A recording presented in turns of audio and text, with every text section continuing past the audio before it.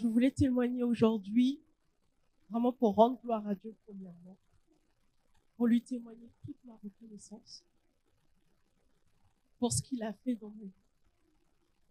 Pardon. On acclame le Seigneur encouragé. Alléluia. J'ai passé des moments vraiment très difficiles. Pas physiquement aussi, mais le plus dur, c'était spirituellement. Parce que j'étais à la montagne de la prière. Et quand je suis arrivée dans la montagne de la prière, j'avais passé des moments difficiles. Ok. Mais vraiment, ce qui était le plus dur, c'est que j'avais envie vraiment de venir à l'église, d'être avec Dieu. Mais je vous assure, c'était impossible. J'étais fatiguée, spirituellement, moralement, physiquement. C'est comme si j'étais sortie d'une guerre. Et je disais à maman, j'ai besoin de repos, j'ai besoin de paix, parce que là, j'y arrive plus. Prier, c'était difficile. Je disais à maman, les prières de combat, j'en ai marre. C'est assez, ça suffit. Je suis fatiguée. Et le Covid est arrivé, j'en ai profité pour plus venir à l'église. Vraiment. Je suivais à distance. Mais suivre à distance, c'est pas ça. Je vous assure, c'est pas ça. Parce que petit à petit, le diable t'embête. Il te distrait. Il t'emmène à faire autre chose que de suivre le culte. Et le Covid est parti en 2022, c'est ça, non? 2021. Donc, quand c'est fini, j'avais toujours une bonne excuse pour pas venir. Non, dimanche, je vais garder mes nièces. Ou non, j'ai trop de travail. Maman, à chaque fois, me disait, tu viens à l'église, faut que tu viennes à l'église. Je trouvais toujours une excuse. Et c'est le diable qui était derrière. Et je faisais des rêves, je vous assure, vous voulez pas les vivre. Je le souhaite même pas à ma pire ennemie, même si j'ai pas d'ennemi, mais la pire qui soit, je lui souhaite pas ça. Parce que les rêves étaient terribles. Je me réveillais le matin, je me dis, mais Dieu, on m'a emmené où encore? Qu'est-ce que je fais là-bas? Je fais juste une petite prière et je continue ma vie. Et quand 2023 est arrivé, fin 2023, c'était la consécration, j'avais envie de venir, mais toujours des blocages. Et Dieu est passé par mon frère pour m'encourager à venir en disant, mais c'est la consécration de maman, viens quand même. Viens, et puis après, on rentre tranquille à la maison. Et je suis venue. Je vous assure, quand je suis venue, la paix que je cherchais là, chez moi, tranquille là, c'est cette paix-là que j'ai ressentie ici. Tu avais dit quelque chose de bien, de très fort. Et quand tu étais venu, même au début de la montagne, tu étais en colère. Tu étais en colère contre les hommes. Non, parce que je remonte encore plus loin, parce que papa est pasteur, on est une famille, on nous a toujours élevés dans vraiment la chrétienté, la prière, on avait les prières à la maison. Et petit à petit, ça a cessé. Et en fait, pour moi, les hommes de Dieu, les enfants de Dieu, pardonnez-moi, hein, que des hypocrites. Parce que on a tellement vécu de choses avec eux, je peux t'assurer, papa, ça fait mal. Je sais que tu as vécu aussi, mais ça fait très mal. Et ça détruit la confiance en Dieu. Et ça détruit la confiance dans les hommes. Tu avais dit quelque chose d'important quand tu m'avais vu. Quand je t'ai vu la première fois, c'est maman qui m'a emmenée quand je suis sortie de l'hôpital. J'avais une colère. Ce jour-là, j'avais vraiment envie de la déverser sur toi, papa. J'avais vraiment envie de la déverser sur toi. Je me suis dit, s'il y a un homme de Dieu là qui va tout ramasser pour les autres, c'est lui. Acclame le Seigneur. Vous voyez comment nous devons être toujours bien préparés spirituellement quand tu viens à l'église. Tu ne sais pas que tu peux être vraiment une source de bénédiction pour quelqu'un. Christelle était tellement en colère et quand elle m'avait dit non, je vais déverser ma colère sur cet homme de Dieu par rapport à toutes les mauvaises expériences que j'ai vécues. Moi, j'étais ce matin en... Non, tu m'as regardé, tu m'as dit, vous avez rencontré beaucoup de faux hommes de Dieu, mais il y a un reste. Et en fait, cette phrase est restée, même des fois, au jour d'aujourd'hui, quand je suis en voiture, je loue Dieu, cette phrase me revient. Pour vraiment m'encourager, il y a un reste. Il y a un reste. Il y a de vrais hommes de Dieu. Et vraiment, je vous assure, papa, c'est un vrai homme de Dieu. C'est un véritable homme de Dieu. Là, ce n'est pas Moteki à manga, Moteki à mapa. Ce n'est pas un vendeur de pain pour dire qu'on l'a manipulé. Là, c'est un ingénieur. C'est un cadre de la société. Et qui reconnaît que ça, c'est un véritable homme de Dieu. Mais tu ne peux pas la manipuler. Tu peux pas. J'en ai tellement vu. Acclame Dieu. Tu ne peux pas la manipuler. Une personne comme Christelle, qui a vécu des expériences négatives avec les hommes de Dieu, elle doit voir Dieu. Elle doit voir Dieu. Amen. Fais tout que toi aussi, tu sois un canal par lequel que les autres seront apaisés. Amen. Amen. Est-ce qu'on peut acclamer le Seigneur? Amen. Alors, depuis que tu es revenu, comment tu te sens? Non, mais c'est waouh. Alléluia. C'est le seul mot waouh. Alléluia. La paix et la joie. Alléluia. Vraiment, véritablement. La paix et la joie, parce que je pleurais en disant, Dieu, il faut que j'aille dans une église. Et comme je suis un peu têtue aussi, je disais à Dieu, Normal, je veux aller à l'église, mais pas la montagne de la prière. Donc je fuyais.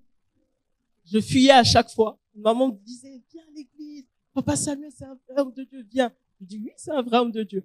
Mais pas la montagne. Non, non, non, non. Je veux pas. Il y a trop de prières de combat, laisse-moi tranquille. Amen. Mais on a vécu une expérience encore exceptionnelle avec les plus beaux de la famille. Mais c'est lui qui m'a ramené. Voilà. Parce qu'à chaque fois, il me disait, viens, je t'emmène à l'église. Comment il s'appelle? Loïc. Loïc. Le mathématicien. L'avant-dernier. Oui. C'est l'avant-dernier, le mathématicien. Parce que c'est une famille, maman n'a pas encore parlé. Et cette année, elle va parler. Vous savez, s'il y a des gens qui peuvent dire que et moi, je ne vais plus prier, c'est maman Eva, c'est Christelle. Parce que épouser un pasteur, être fille de pasteur, et que ce pasteur se comporte mal, et vous abandonne. Et toi, tu es une jeune fille, tu dois aider maman pour élever la fratrie. En tout cas, tu as toutes les raisons de dire que moi, la prière là, je n'en vais plus.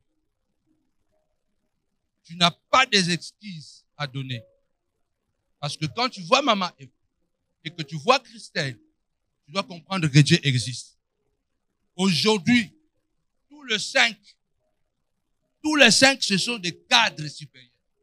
Ingénieurs, mathématiciens, médecins, voilà. Donc, tous les cadres. Tu n'as pas des excuses à donner. Non, parce qu'il est parti, voilà pourquoi les enfants sont médicaux. Non. Et Loïc, avec sa femme, la femme est tombée enceinte. On a diagnostiqué. Non, elle avait un foie qui ne grandissait pas. Un rein, pardon. Un rein qui ne grandissait pas. Dans le ventre de sa maman. Oui, oui, dans le ventre de sa maman. Ils ont détecté ça. Il y a une nom de maladie. Mais... Il y a eu un nom de maladie.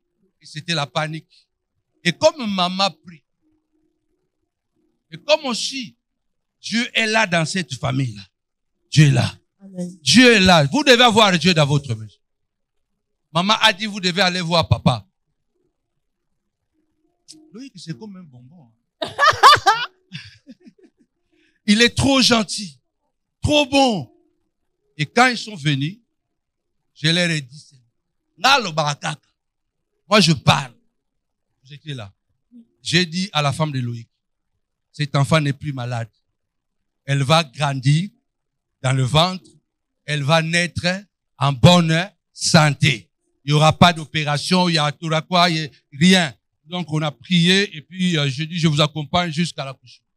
Je les ai accompagnés. On priait, on priait. Là, le bébé vient de naître, les reins sont complets, les foies sont complets, l'enfant est en bonne santé. Donc, je voudrais dire tout simplement, je ne suis pas un prophète qui veut impressionner. Je vous ai dit toujours. Je vous ai toujours dit ça. Même ce matin, je vais seulement libérer la parole. J'ai seulement dit que l'enfant va naître. Et Loïc m'a écrit et dit, ah, nous bénissons Dieu. Parce que Dieu a guéri l'enfant dans le ventre de sa maman. Et l'enfant est né en bonne santé. Je déclare au nom puissant et glorieux de Jésus-Christ qu'à partir de cette décennie, que tout ce qui était mort en toi va ressusciter. Amen. Va ressusciter. Écoute la parole de l'Éternel. La Bible dit, celui qui veut écouter Dieu, celui qui veut obéir à Dieu doit écouter la voix de son serviteur. Il y a quelque chose qui va se passer. En tout cas, je bénis Dieu. Quel est le mot d'encouragement que tu peux donner à quelqu'un qui était dans ta situation? Tu es un cadre, tu es ingénieur, tu es intelligent, et puis aujourd'hui Dieu a fait quelque chose. Comment tu peux parler? Je vois aussi l'une de mes filles qui est là-bas. Je l'ai vue depuis qu'elle est toute petite. Sa famille, c'est parmi les premières familles que j'ai gagnées à Nina. Quand nous avons commencé les églises, l'Internet n'existait pas. Aujourd'hui, on a Facebook. Tu prends les prédications des hommes de Dieu et tu prêches, les gens viennent dans ton église. Tu as copié. À notre époque, si tu as 100 membres dans l'église, donc tu as visité 100 maisons. Et à cette époque-là, on avait déjà des grandes églises. Aujourd'hui, elle a suivi le pas de son papa. Son papa, c'est parmi les éminents médecins anesthésistes camerounais, noirs, l'éminent. Parmi les éminents. C'est mon fils. Et là, Anne-Christelle, médecin. Va se lever, c'est le lève-toi, ma fille. Un médecin. Je l'ai connu, elle avait 6 ans. Aujourd'hui, elle est médecin anesthésiste comme son papa. Tel père, tel fils, tel père. Soyez des modèles. D'ailleurs, à la montagne de la prière, c'est interdit que les enfants dévient. Un mot d'encouragement. On acclame le Seigneur. Un mot d'encouragement. Tenez bon. Dieu est fidèle. Et il n'oublie jamais ses enfants. Quel que soit ce que vous vivez, il a toujours une porte de sortie pour vous. Acclame le Seigneur. Merci, Yaya. Acclame le Seigneur.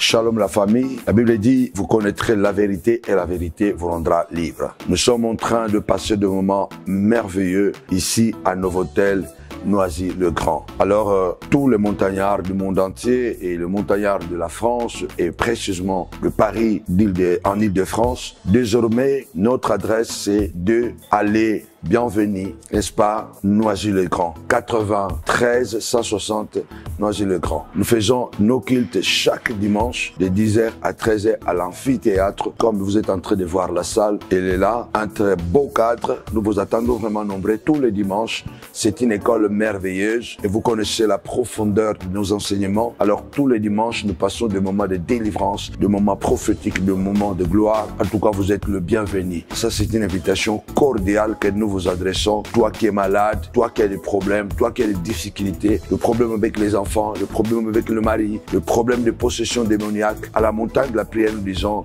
ça ne rate pas. Alors, vous êtes notre invité tous les dimanches de 10h à 13h à Novotel, Noisy-le-Grand. Les coordonnées sont là, l'adresse est là, les numéros de téléphone sont là. Appelez-nous et nous vous recevrons vraiment avec joie. Ce sont des moments merveilleux. Ce sont des moments de rencontre avec le Seigneur. Je suis béni de savoir que le dimanche prochain, vous serez parmi nous au nom de Jésus. Que Dieu vous bénisse abondamment. Bye bye.